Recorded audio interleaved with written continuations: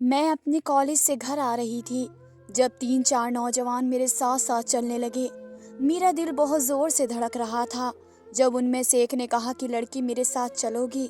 इसका बर्ताव कुछ ऐसा था कि मैंने गुस्से से उसे देखा, लेकिन उन चारों लड़कों की हंसी ने मुझे नजरें झुकाने पर मजबूर कर दिया। ऐसा पहली बार तो हुआ नहीं था। जब से मेरी माँ की हकीकत सामने आई थी, मेरा जीना दुश्वार होकर रह गया था। लड़के मुझे भागी हुई माँ की बेटी कहकर पुकारते थे। कहते थे जिसकी माँ ने देवर के साथ भाग कर शादी कर ली, इसकी बेटी भी ऐसी ही होगी। जब तक मैं उन बातों से अनजान थी, मेरी जिंदगी में सुकून था।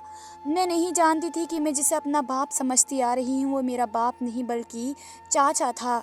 मैं तो अपने सदमे से बाहर ही नहीं आई थी कि मोहल्ले वालों की बातें और कानों ने मेरा जीना दुश्वार करके रख दिया। ऊपर से लड़कों की बदतमीजियां आसमान पर जा चुकी थी और मेरे पास सिवाय खामोशी से और दूसरा कोई रास्ता न था। हम काफ़ी अच्छे से इस मोहल्ले में रह रहे थे, सब कुछ ठीक चल रहा था। 10वीं के पेपर जब मैंने पास किया तो हमारे मोहल्ले में हमारे घर के सामने ही कब से पड़े खाली मकान में एक नई फैमिली शिफ्ट हुई। मेरी माँ की आदत थी कि पड़ोसियों का बहुत ख्याल रखती थी। अब भी मुझे कहने लगी कि नए पड़ोसी आए हैं, उन्हें कह दो कि रात का खाना हमारी तरफ खा लेंगे। बेचारे शिफ्टिंग में लगे हुए हैं, कहाँ उन्हें इतनी फुर्सत मिलेगी कि अपने लिए खाना बना सकें। मैं भी नए पड़ोसियों के घर गई, उनकी बीवी भी मेरी माँ की ही उम्र की थी।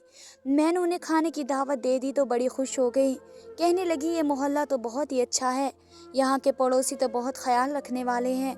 मैंने कहा जी हाँ, हम सब लोग एक फैमिली की तरह ही रहते हैं।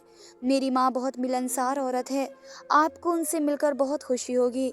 वे औरत भी काफ़ी हंसमुख थी। मुझसे कहने लगी हाँ फिर तो तुम्हारी माँ से ज़रूर मिलना पड़ेगा, क्योंकि मुझे भी बातें करने की बहुत आदत है। दी मेरा एक ही बेटा है जो दुबई में नौकरी करता है। मैं तो अकेली घर में बोर होती रहती हूँ। अच्छा है कि तुम्हारी माँ से मेरी दोस्ती हो जाए। मैं भी खुश हो गई कि चलो अच्छा है कि अच्छे पड़ोसी हमें मिले हैं। लेकिन मैं नहीं जानती थी कि इस औरत के आ जाने से हमारी ज़िंदगी में तबाही सी मच जाएगी। रात को मेरे बाप फल ले आए थे कि नए पड़ोसी आए हैं तो खाने के बाद फल भी उनके सामने रख देंगे।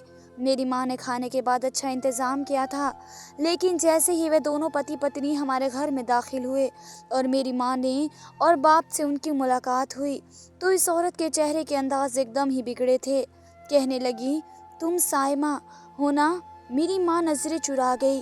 कहने लगी तौबा तौबा, मुझे पता होता कि तुम इस मोहल्ले में रहती हो तो मैं तो यहाँ घर ही ना आती। गांव से मुंह काला करके तुम शहर में इज्जत की जिंदगी जी रही हो। ये सुनना था कि मैं हैरत से अपनी माँ को देखने लगी। मेरी माँ एकदम से चुप हो चुकी थी और उन्हें ऐसे चुप देखकर मेरा दिल सीने में दफन होने लगा। मेरे बाप ने कहा आप लोग यहाँ से चले जाओ। मेरे बाप का लहजा बौखलाया सा था। तो इस औरत का पति कहने लगा अरे भाभी तो बड़ी बहन और माँ की जगह होती है और तू इसी को भगा कर यहाँ ले आया। तुझे तो शर्म से मर जाना चाहिए था। देवर भाभी का रिश्ता तो सगे बहन भाइयों जैसा होता है। हम तो भाई शुरू से ही यही देखते आए हैं, लेकिन तुझे तो ये भी शर्म नहीं कि बड़े भाई की बीवी के साथ। ये कहकर वे शख्स खामोश हो गया और वे औरत कहने लगी अरे चलो जी यहाँ से। फिर मेरी तरफ देखने लगी और मेरी माँ से कहने लगी तौबा तौबा, मुझे नहीं पता था कि तुम्हारी बेटी है, वरना तुम इसे घर के दरवाजे से ही बाहर निकाल देती। ये कहकर वे दोनों ही घर से बाहर चले गए और मेरी माँ बेजान वजूद लिए वहीं कुर्सी पर ठहर सी गई।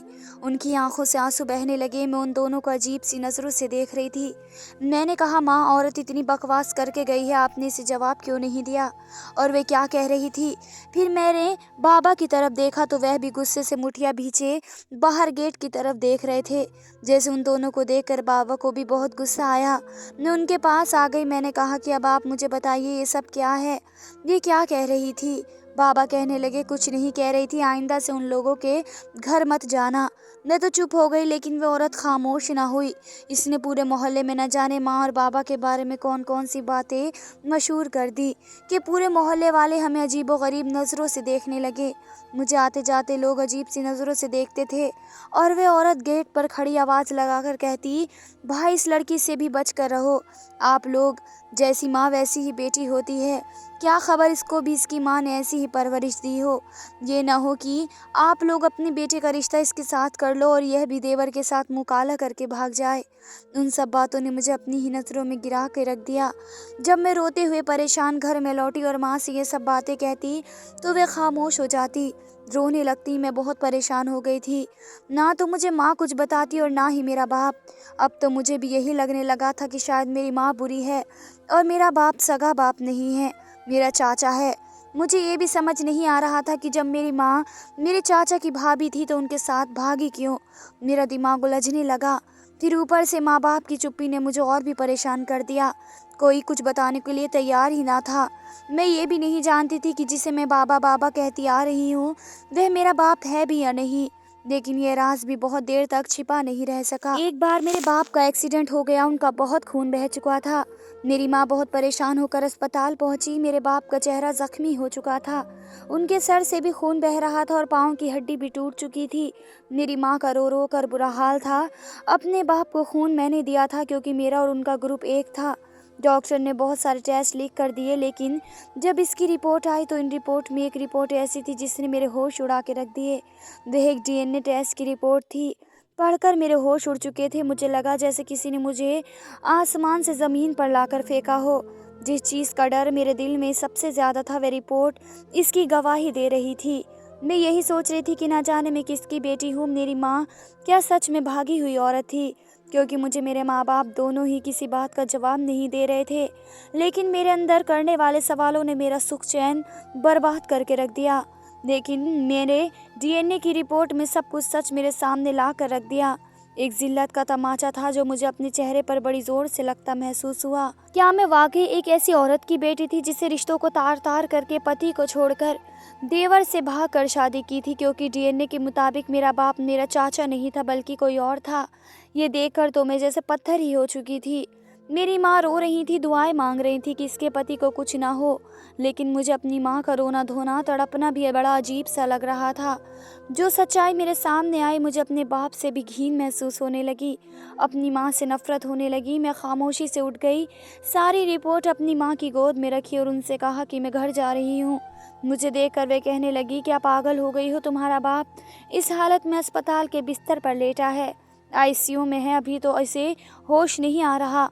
मैं यहाँ पर अकेली परेशान हूँ और तुम यहाँ मुझे अकेला छोड़ कर जा रही हो। तुम्हें अपने बाप का ज़रा भी एहसास नहीं है। मैंने कहा, माँ मुझे इनका बहुत एहसास होता अगर वे वाकई मेरे बाप होते। ये मेरे बाप नहीं है। ये कहकर मैं वहाँ से वापस अपने घर चली गई। पूरा रास्ता मैं रोती रही। अपने घर पहुँची, लोगों की कड़वी बातें अब मुझे सच लगने लगी थी। लेकिन अब लोगों का रवैया इस कदर ख़राब हो चुका था कि लोगों ने अब मेरी माँ के साथ साथ मुझे भी निशाना बनाना शुरू कर दिया। मुझे ये ताने किसी तमाचे की तरह लगते थे। मैं चाहती थी कि मैं एक अच्छी पढ़ाई हासिल करूं और जल्द से जल्द मेरी शादी हो जाए और मैं इस मोहल्ले से निकल जाऊं। लेकिन अब तो मुझे यह भी मुमकिन नज़र नहीं आ रहा था। मोहल्ले वालों ने हमें बहुत गलत चरित्र का बना कर रख दिया। मेरे बाप, जो कि मेरे असल में चाचा थे, मेरे घर वापस आ चुके थे, लेकिन मैं उनसे बात नहीं करती थी। वे बार बार मुझे देखकर कभी बात करने की जिद करने लगते, कभी मुझे पानी का कह देते, लेकिन मैं अपनी जगह से उठती भी नहीं थी। ना ही उन्हें पानी देती, ना खाना देती, ना उनसे बात करती। वे अक्सर कहते कि तुम मुझसे क्यों बात नहीं करती बेटा? मैं उनकी इस तरह की बात पर उन्हें तेज़ आवाज़ से रोक देती कि मुझे बेटा मत कहो, मैं आपकी बेटी नहीं हूँ, आप मेरे चाचा हैं। ये कहकर मैं फ़ौरन से अपने कमरे में चली जाती। ना तो मैं अपनी माँ से बात करती थी और ना ही चाचा से, क्योंकि जो कुछ उन्होंने किया था मैं किसी को मुँह दिखाने के काबिल नहीं रही थी। मेरे बाप यूं ही बिस्तर पर लेटे रहते और अब तो वे काफ़ी उदास भी रहने लगे थे। मेरी माँ भी अक्सर रोती रहती और वही दूसरी तरफ मोहल्ले वालों ने अलग हमारी ज़िंदगी दुश्वार करके रख दी थी। जब भी मैं कॉलेज जाने के लिए घर से निकलती तो वह मुझ पर अजीब अजीब ताने कसने लगता। यहाँ तक कि अब तो गांव की लड़कियां जो कि मेरे कॉलेज में पढ़ती थी, उन्होंने तो कॉलेज में मुझे बदनाम करना शुरू कर दिया था और अक्सर मेरी सहेलियाँ भी मुझे गंदा कहने लगी। मैं एक भागी हुई औरत की बेटी हूँ जिसने अपने पति को छोड़कर अपने देवर से शादी कर ली। ये अल्फाज मुझे इस कदर परेशान करने लगे कि मैंने कॉलेज जाना भी छोड़ दिया। 2-3 दिन तक मैं कॉलेज ना गई तो मेरी माँ मेरे पास आई और आकर कहने लगी कि बेटा, तुम कॉलेज क्यों नहीं जा रही? तुम्हारी पढ़ाई का हर्ज हो रहा है। इस रोज़ तो मैं चुप पड़ी थी। पहली बार तेज़ आवाज़ में अपनी माँ से बोली और कहने लगी कि किस मुंह से जाऊं। कॉलेज में बदनाम होकर रह चुकी हूँ। लोग मुझे कहते हैं कि भागी हुई औरत की बेटी है। बताएं मैं ये सब कुछ कैसे बर्दाश्त करूं। मेरे अल्फाज सुनकर मेरी माँ का सर झुक चुका था। मैं अपनी जगह शर्मिंदा थी। इस दिन पहली बार मेरा दिल चाहा कि काश मुझे पता होता कि मेरा सगा बाप कहाँ है। लोगों की बातें और फिर पढ़ाई से दूरी ने तो जैसे मुझे डिप्रेशन का शिकार बना दिया। मैं हर वक्त सोच में गुम रहती और यही सोचने लगी कि जिल्लत भरी ज़िंदगी से तो बेहतर है कि मैं अपनी जान ही ले लूँ। मुझे और यह बर्दाश्त नहीं हो रहा था। एक दिन मैंने अपनी ड्रेसिंग टेबल पर पड़ा गमला तोड़ा और अपना कांच उठाकर अपनी कलाई पर मारने लगी। मेरा वजूद कब कब आ रहा था। बहुत कोशिश की कि अपनी कलाई काट दूं, मगर इतनी हिम्मत ही ना जुटा पाई कि अपनी जान ले सकूं। मेरी हालत बड़ी ही ख़राब हो चुकी थी। समझ नहीं आ रहा था कि क्या करूं, मगर इस बात का ये हल तो ना था। अभी तो आधे रात से पर्दा उठा था। मुझे मेरे माँ बाप ने खुद मुंह से बोल कर तो कुछ भी अभी तक नहीं बताया था। मैंने इस गमले के टुकड़े को एक तरफ रखा और फिर गहरी सांस लेकर कमरे से बाहर निकल आई। इस वक्त मेरे चाचा कमरे में अकेले थे। जब मैं सीधा कमरे में चली गई, वे बिस्तर पर बैठे खांस रहे थे और मेरी माँ को आवाज़ देकर पानी मांग रहे थे। जब मैंने उन्हें इस हालत में देखा तो इंसानियत के नाते ही सही उन्हें पानी का गिलास थमा दिया, जिसे पीकर उनकी तबीयत कुछ ठीक हुई। कहने लगे कि बेटा क्यों मेरी ज़ात पर जुल्म कर रही हो। तुम जानती तो हो मेरी जान की दुनिया में मुझे कोई भी तुमसे बढ़कर नहीं है। तुम मेरी औलाद हो, आखिर क्यों मेरे साथ ऐसा कर रही हो। मुझसे और खामोश रहना मुश्किल हो चुका था। मैं फौरन फूट पड़ी और रोते हुए वहीं फर्श पर गिर गई और फिर चाचा के आगे हाथ जोड़कर कहने लगी कि आप मुझे सच बता दो, आखिर क्यों आप लोगों ने ऐसा किया। क्यों हर जगह हमें रुसवाई का सामना करना पड़ रहा है। आपको एक बार भी शर्म नहीं आई। मेरे अल्फाज सुनकर पहली बार मैंने अपने बाप को मेरी बात पर गुस्सा होते देखा। उनका चेहरा लाल हो चुका था। कहने लगे कि बस इससे ज़्यादा कुछ भी मत बोलना। तुम अब तक जो बोलती रही हो नादान समझकर मैं बर्दाश्त करता रहा, मगर अब और नहीं। तुम सच सुनना चाहती हो ना तो लो सुनो। मैं सांस रोक के चाचा को हर एक बात सुन रही थी और वह मुझे शुरू से लेकर आखिर तक एक एक बात बताते चले जा रहे थे। मैं तो सांस भी लेना भूल चुकी थी। चाचा सारा राज बताने के बाद अपने चेहरे पर हाथ रखकर फूट कर रोने लगे, जबकि मुझ पर तो जैसे भारी पत्थर गिर चुके थे। समझ ही नहीं आ रहा था कि क्या कहूँ। मैं उठी और बगैर कुछ बोले अपने कमरे में आ गई। ये मैंने क्या कर दिया था। आज से 18-19 साल पहले मेरी माँ और मेरे बाप की पसंद की शादी हुई थी। मेरे बाप दूसरे मुल्क में पढ़ने के लिए जाना चाहते थे, जबकि मेरी माँ भी पढ़ाई जारी रखना चाहती थी। इसलिए घर वालों ने सिर्फ उनकी शादी की थी और एक दूसरे को दूर रखा था कि जब तक मेरे बाप पढ़ाई पूरी करके आते तभी उन्हें एक साथ होने देते। मगर मेरे बाप और मेरी माँ शादी के बाद अक्सर मिला करते थे और इसी बीच उन्होंने अपना रिश्ता कायम कर लिया। इस बारे में सिर्फ मेरे बाप के भाई यानी मेरे चाचा को भी पता था। अक्सर वही उनकी मुलाकातें करवाया करते थे। मगर एक दिन मेरे बाप को अचानक हार्ट अटैक आ गया। उनकी तबीयत बहुत ज़्यादा ख़राब हो चुकी थी। मेरे चाचा उन्हें अस्पताल में ले गए। जब ये बात मेरी माँ को पता चली तो वे बर्दाश्त न कर सकी।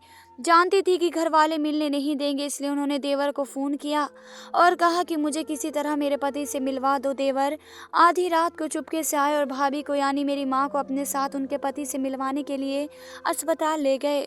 मगर जब तक मेरी माँ पहुंची मेरे बाप का देहांत हो चुका था। ये खबर मेरी माँ सह न सकी और वहीं बेहोश होकर गिर गई। डॉक्टर उन्हें अलग कमरे में ले जा चुके थे, जहाँ पर यह खबर मिली कि मेरी माँ प्रेग्नेंट है। ये खबर इस अस्पताल में मौजूद नर्स जो कि इसी गाँव की थी, इसी ने ही फैलाई थी। बस फिर क्या था, पूरे गांव में खबर फैल गई कि भाभी और देवर में नाजायज़ रिश्ता था। जिसकी खबर पति को मिली तो इसे दिल का दौरा पड़ गया और मौके पर ही मौत हो गई। पूरे गांव में बदनामी हो चुकी थी। यहाँ तक कि दोनों के घर वालों ने भी बहुत ज़्यादा नफरत का इजहार किया। वे किस किस का मुंह बंद करवाते। आखिर मेरी माँ को मेरे चाचा लेकर यहाँ शहर में आ गए। ये सारे अल्फाज सारी रात मेरे दिमाग में गूंजते रहे। असली हकीकत तो ये थी और मैं क्या क्या समझती चली आ रही थी। मेरे चाचा तो बड़े ही इज्जतदार थे। उन्होंने तो अपनी मोहब्बत की कुर्बानी भी दे दी थी और मुझे बिल्कुल अपनी औलाद जैसी मोहब्बत दी। मेरी माँ तो कहीं से भी गलत ना थी। उन्होंने तो मेरे बाप से ही मोहब्बत की थी।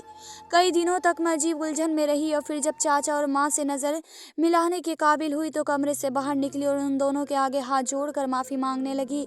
चाचा ने मुझे सीने से लगा लिया और कहने लगे कि तुम्हें हकीकत का पता चल गया, बस यही काफ़ी है। अब और रोने की ज़रूरत नहीं। लोगों का क्या है, उन्हें तो मौका चाहिए बात करने का। हम ये मोहल्ला छोड़कर भी कहीं और चले जाएंगे। इसके बाद हमने वह इलाका भी छोड़ा और दूसरे इलाके में शिफ्ट हो गए। मैंने आगे की पढ़ाई करनी थी और तो माँ और मेरे बाबा ने मुझे पढ़ाई के लिए दूसरे मुल्क भेज दिया ताकि मैं उन सारे डिप्रेशन से दूर रह सकूं। धन्यवाद दोस्तों।